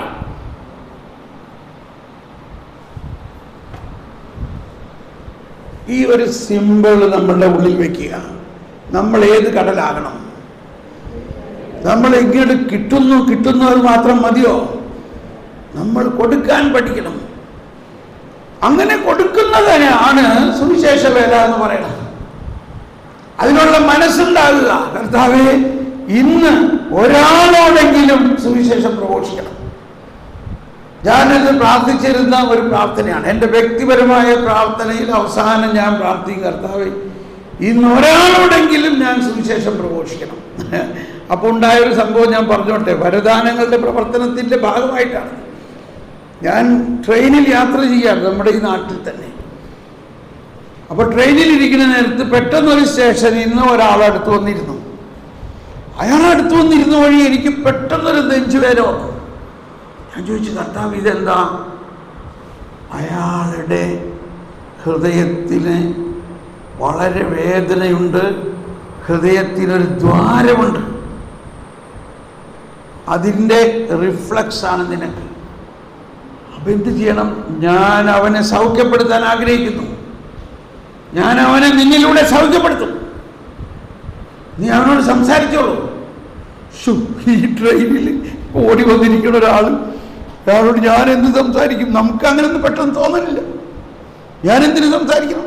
അയാളുടെ പടി നോക്കട്ടെ, അടുത്ത സ്റ്റേഷനിൽ ഇറങ്ങി പോകും. ഇങ്ങനെയൊക്കെ നമ്മുടെ അകത്ത് നെഗറ്റീവ് ചിന്തകൾ വന്നുകൊണ്ടിരിക്കും. കർത്താവ് പറയണം, വേഗം സംസാരിക്കും. ഞാൻ അങ്ങോട്ട് തിരിഞ്ഞ്, എന്താ പേര്? വേലായുധൻ. മനസ്സിലായില്ലേ? ആരാണെന്ന്? വേലായുധൻ. ഒരു തിരിക്കാണ്. പക്ഷേ ഇവിടെ നമ്മൾ മനസ്സിലാക്കണം, അവൻ എന്ത് ആയുധനായാലും അവൻ കർത്താവ് ഈശോ മിശിഹായുടെ ശരീരത്തിലെ ഒരവയവമാണ്. അവനും കൂടി വേണ്ടിയാണ് ഈശോ മനുഷ്യനായതും പീഡ സഹിച്ചതും മരിച്ചതും ഉയർത്തതും. ആ ഉയർത്ത കർത്താവ് അവനിലുണ്ട്. ഞാൻ പറഞ്ഞു, എൻ്റെ പേര് തോമസ് പോൾ എന്നാണ്, ഞാനൊരു ക്രിസ്ത്യാനിയാണ്. അതെ, എന്നോടിപ്പോൾ ഈശോ പറയാണ് കുറച്ച് സ്വകാര്യമായിട്ട്, നിങ്ങളുടെ ഹൃദയത്തിൽ ഒരു ദ്വാരമുണ്ട്. അയ്യോ, അത് നിങ്ങളെങ്ങനെ അറിഞ്ഞു? 1 മണിക്കൂർ മുമ്പ് ഡോക്ടർ എന്നോട് പറഞ്ഞ കാര്യമാണ്, ഞാൻ ആരോടും പറഞ്ഞിട്ടില്ല. അതാണ് അത്. നിങ്ങളെ ഈശോ അറിയും എന്നതിൻ്റെ ഒരു അടയാളമാണ്. വിശ്വാസമായില്ല ഇപ്പൊ? നിങ്ങളെ ഈശോ അറിയും. ഈശോ ഒരു ക്രിസ്ത്യാനിയുടെ ദൈവം മാത്രമല്ല, ഈശോ ക്രിസ്ത്യാനികളുടെ ഒരു പ്രൈവറ്റ് പ്രോപ്പർട്ടി അല്ല, എല്ലാ മനുഷ്യരുടെയും ദൈവമാണ്.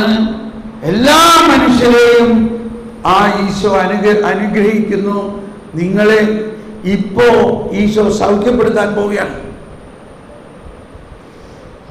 തീർച്ചയായിട്ടും എനിക്കതില്ലാതെ പറ്റില്ല. ഞാനൊരു പാവപ്പെട്ട വീട്ടിലെ ആള്, എനിക്കൊരു സമ്പത്തുമില്ല, ഒന്നുമില്ല, ഹൃദയത്തിൽ ദ്വാരമുണ്ട്, ഇതിന് വലിയൊരു ഓപ്പറേഷൻ വേണമെന്ന് പറയണു. ഞാൻ എങ്ങനെ ഓപ്പറേഷൻ ചെയ്യാനാണ്? അന്നത്തെ ആഹാരത്തിന് പോലും വകയില്ലാതെ ഞാൻ ജീവിക്കണം. കർത്താവിനതറിയാം. അതുകൊണ്ട് കർത്താവ് നിങ്ങളെ ഇപ്പോൾ സൗഖ്യപ്പെടുത്താൻ പോവുകയാണെന്ന് പറഞ്ഞ് ഞാനങ്ങ് പ്രാർത്ഥിച്ചു. In the name of Jesus, heal. എനിക്ക് നല്ല വിശ്വാസമുണ്ട് കർത്താവ് അവനെ സൗഖ്യപ്പെടുത്തി. ഞാനായിട്ട് പറഞ്ഞതൊന്നുമല്ലല്ലോ, കർത്താവ് ഇങ്ങോട്ട് പറയണതാണ്. ഞാൻ ധൃതി പിടിക്കണം എന്താണെന്ന് വെച്ച് കഴിഞ്ഞാൽ ഇവൻ ചിലപ്പോൾ അടുത്ത സ്റ്റോപ്പിൽ ഇറങ്ങി പോവുകയും എന്ന് പറഞ്ഞ മാതിരി ഈ സൗഖ്യ പ്രാർത്ഥന കഴിഞ്ഞ് കഴിഞ്ഞപ്പോൾ അയാൾ പറയാണ്, ദൈവത്തിന് സ്തുതി, ദൈവത്തിന് നന്ദി, ഇത് വലിയ ഒരു അനുഭവമാണ് എനിക്ക്, ഞാൻ ഒരിക്കലും മറക്കില്ല സാറേ. Praise the Lord. Shalhalabala halabala halabala halabala halabala halabala halabala halabala halabala shalabala halabala halabala halabala halabala halabala halabala അഭിഷേകം അഭിഷേകം അഭിഷേകം അഭിഷേകം. ഈ അഭിഷേകം എല്ലാവർക്കും ഉണ്ടാകട്ടെ. ഈ അഭിഷേകം എല്ലാവരിലും ഉണ്ടാകട്ടെ. ദൈവസ്വരം ശ്രമിക്കുന്നതിനും ദൈവസ്വരം ശ്രമിക്കുന്നതിനും ധൈര്യത്തോടെ രോഗങ്ങൾക്കും പ്രാർത്ഥിക്കുന്നതിനും അഭിഷേകം.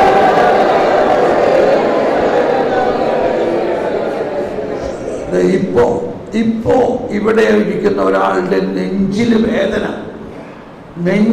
വേദന ഒരടയാളമായിട്ട് കർത്താവ് മാറ്റിയിരിക്കുന്നു. ആരാണത്? നെഞ്ചില് വേദനയുള്ള ഒരാളെ കർത്താവ് സൗഖ്യപ്പെടുത്തിയിരിക്കുന്നു. നെഞ്ചില് വേദനയുള്ള ഒരാളെ ഇപ്പോ ഒന്ന് എഴുന്നേറ്റ് വന്നേ മണി. ഇതുണ്ടോ? ഇപ്പോ അതാണ് ആ സംഭവം പറയിക്കുന്നതിൻ്റെയൊക്കെ കാര്യം. ഇതാണ് ഇവിടെ തന്നെ അതിൻ്റെ സൗഖ്യം ആവശ്യമുണ്ട് ആർക്കും.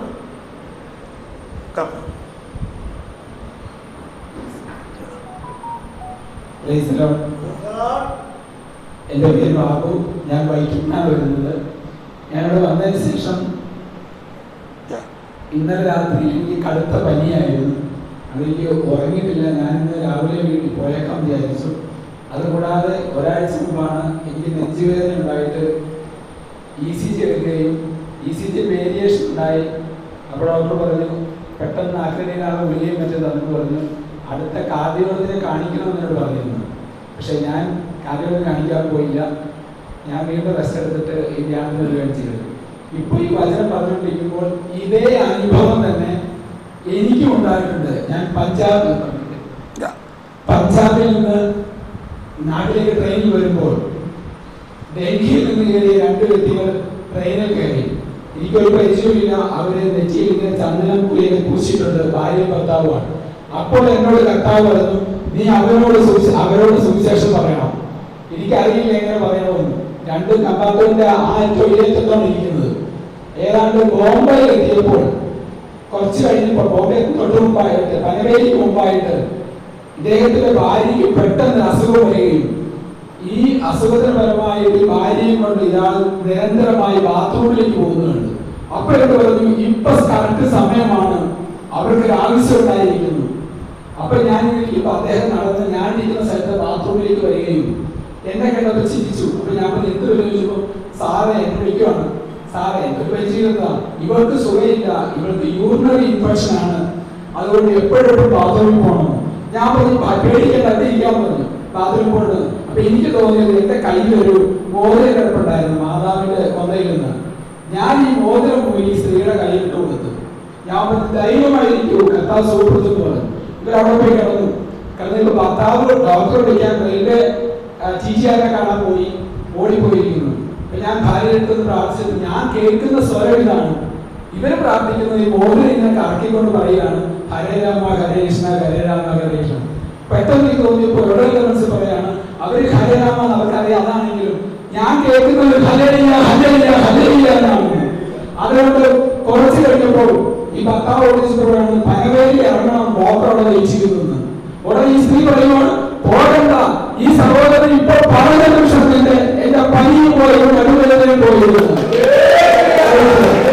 ഇതൊക്കെ പറഞ്ഞുകൊണ്ടിരിക്കുമ്പോൾ ഞാൻ പറഞ്ഞു കർത്താവേ അങ്ങ് എനിക്ക് അനുഭവമെങ്കിൽ എനിക്ക് നെഞ്ചുവേദന ഇപ്പൊ സുഖപ്പെടുത്തണം പറഞ്ഞു. പറയുമ്പോൾ അത് സാക്ഷ്യമായി എഴുന്നേൽപ്പിച്ചു.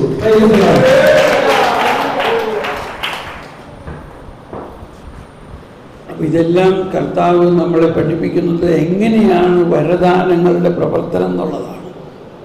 നമ്മളധികം കൗൺസിലിങ്ങിൻ്റെ മേഖലയിലാണ് ഇത് ഉപയോഗിക്കാറുള്ളതെങ്കിലും ഇതിന് ഒരു സമയമോ ഒരു കാലാവധിയൊന്നുമില്ല. എവിടെ വേണമെങ്കിലും എപ്പോൾ വേണമെങ്കിലും ഈ വരങ്ങൾ ഉപയോഗിക്കപ്പെടാം. അതുകൊണ്ട് ഞാൻ വീണ്ടും പറഞ്ഞു വരുന്നത് പേഴ്സണൽ പ്രെയറിൻ്റെ കാര്യമാണ്. ഇനി ഞാനത് നീട്ടുന്നില്ല. പേഴ്സണൽ പ്രെയറിൽ പ്രത്യേകിച്ച് നമ്മളിലുള്ള തെറ്റായ ബോധ്യങ്ങൾ മാറാൻ വേണ്ടി പ്രാർത്ഥിക്കണം. അപ്പം അതിൽ പറഞ്ഞിരിക്കുന്ന ഒരു വചനം ഇതാണ്, പിതാവിനാൽ നടാത്ത ചെടികളെല്ലാം പിഴുതു മാറ്റണമേ. അപ്പം തെറ്റായ ബോധ്യങ്ങളെക്കുറിച്ച് ഞാനിപ്പോൾ ഇവിടെ ക്ലാസ് എടുക്കുന്നില്ല. കാരണം അത് ഒരുപാടുണ്ട്. അത് ഓരോരുത്തരിലും വ്യത്യസ്തമായിട്ടുണ്ട്. അപ്പോൾ അതിൻ്റെ ഒരു മറുമരുന്ന് ഇതാണ്, എനിക്കറിയില്ല കർത്താവേ എൻ്റെ അകത്ത് എന്താണ് തെറ്റായിട്ടുള്ള ബോധ്യം. പരിശുദ്ധാത്മാവേ അങ്ങേക്കറിയാലോ, അങ്ങ് അതിനെ വിശുദ്ധീകരിക്കണേ. പിതാവിനാൽ നടാത്ത, മത്തായി 15:13, പിതാവിനാൽ നടാത്ത ചെടികളെല്ലാം പിഴുതു മാറ്റപ്പെടും. ഇങ്ങനെ എല്ലാ ദിവസവും പ്രാർത്ഥിക്കണം. കാരണം ഓരോ ദിവസവും നമ്മിൽ വേറെ സുവിശേഷവുമായിട്ട് ഒത്തുപോകാത്ത, ഈശോയുടെ സർവാധിത ശക്തിയുമായിട്ട് ഒത്തുപോകാത്ത, സഭയുടെ പ്രബോധനവുമായിട്ട് ഒത്തുപോകാത്ത നിരവധി തെറ്റായ ബോധ്യങ്ങൾ വന്നുകൊണ്ടിരിക്കുകയാണ്. നമ്മൾ നിരവധി പുസ്തകങ്ങളും ലേഖനങ്ങളും ഒക്കെ വായിച്ചു കൊണ്ടുവരികയാണ്. എന്നാൽ ഈ കത്തോലിക്ക സഭയുടെ മതബോധനോ ജ്ഞാനത്തിൻ്റെ പുസ്തകമോ ഒന്നും ആ രീതിയിൽ വായിക്കുന്നില്ല. അപ്പോൾ ഇത് വളരെ പ്രധാന കാര്യമാണ് വരദാനത്തിൽ വളരാൻ. അതിനുശേഷം ആ 6ാമത്തെ പോയിന്റിൽ ആത്മാവിൻ്റെ ഫലങ്ങൾക്ക് വേണ്ടി പ്രാർത്ഥിക്കണം. വരങ്ങൾക്ക് വേണ്ടി പ്രാർത്ഥിക്കണം, ദാനങ്ങൾക്ക് വേണ്ടി പ്രാർത്ഥിക്കണം. എങ്കിൽ മാത്രമേ വരങ്ങളോടൊപ്പം ഫലങ്ങളും ദാനങ്ങളും ഉണ്ടായാൽ മാത്രമേ നമ്മൾ വളരുകയുള്ളൂ. ഉദാഹരണങ്ങളിലൂടെ ഇപ്പോൾ ഞാൻ പറഞ്ഞല്ലോ, ജ്ഞാനം വേണം, ജ്ഞാനത്തിലൂടെ വ്യാഖ്യാനിക്കണം. ഓക്കെ, അപ്പോൾ ഇത്തരം വെച്ചുകൊണ്ട് നമ്മളിവിടെ നിർത്തിയിട്ട് നമ്മൾ അടുത്ത ഗ്രൂപ്പിന് വേണ്ടി ഒരുങ്ങുകയാണ്. ഓക്കെ, ഇന്നലെ ഇല്ലാണ്ട് ഇന്ന് പുതിയതായിട്ട് വന്നേക്കുന്നവർ എത്ര പേരുണ്ട്? 3-4 പേരേ ഉള്ളൂ. അപ്പോൾ നമുക്ക് ഇന്നലെ വൈകുന്നേരത്തുണ്ടായ അതേ ഗ്രൂപ്പ് തന്നെ കണ്ടിന്യൂ ചെയ്യാം. കാരണം ഇപ്പോൾ ഗ്രൂപ്പ് ഉണ്ടാക്കാനുള്ള സമയത്തിൻ്റെ ബുദ്ധിമുട്ട് കൊണ്ടുമാണ് കേട്ടോ.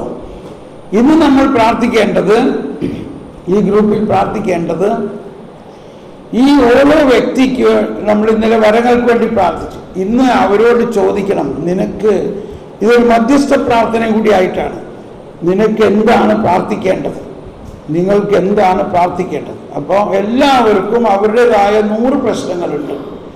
പറയാവുന്നത് നിങ്ങൾ പറയുക, ചില കാര്യങ്ങൾ നമ്മൾ പറയാൻ പാടില്ലാത്തത് പറയണ്ട. എങ്കിലും എനിക്കൊരു പ്രശ്നമുണ്ട്, അത് ഞാൻ പറയണില്ല, നിങ്ങൾ പ്രാർത്ഥിച്ചാൽ മതി, അങ്ങനെ പറഞ്ഞാൽ മതി. മനസ്സിലായിട്ടുണ്ടോ? ചില കാര്യങ്ങൾ നമ്മൾ കുടുംബത്തിലെ പ്രശ്നങ്ങൾ ചിലതൊക്കെ പറയാൻ പറ്റാത്തത് പറയണ്ട, എന്നാൽ അതിനുവേണ്ടി പ്രാർത്ഥിപ്പിക്കുക.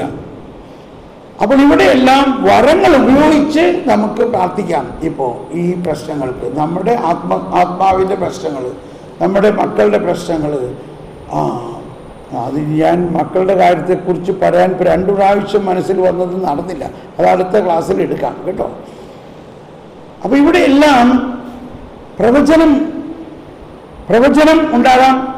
ഇപ്പോൾ ഇന്നലെ നമ്മൾ പ്രവചന വരത്തിന് വേണ്ടി പ്രാർത്ഥിച്ചു. ഒരുപക്ഷെ ആ സമയത്ത് ഒരുപാട് പേർക്ക് ആർക്കും പ്രവചനം ഉണ്ടായില്ലെങ്കിലും നമ്മൾ പ്രാർത്ഥിക്കുമ്പോൾ പ്രവചന വരത്തിൻ്റെ കെട്ട് പൊട്ടി അതിനെ തുറന്നിരിക്കണം. ഇനി അത് എപ്പോൾ വേണമെങ്കിലും പ്രവർത്തിക്കാം. ഒരു അനുകൂല സാഹചര്യത്തിൽ അതങ്ങ് പ്രവചനം വരും. അപ്പോൾ ഇപ്പോൾ പ്രവചനം വരാം, ദർശനം വരാം. ഈ വരങ്ങളെ ഉപയോഗിച്ചുകൊണ്ട് നമ്മൾ പ്രാർത്ഥിക്കൂ.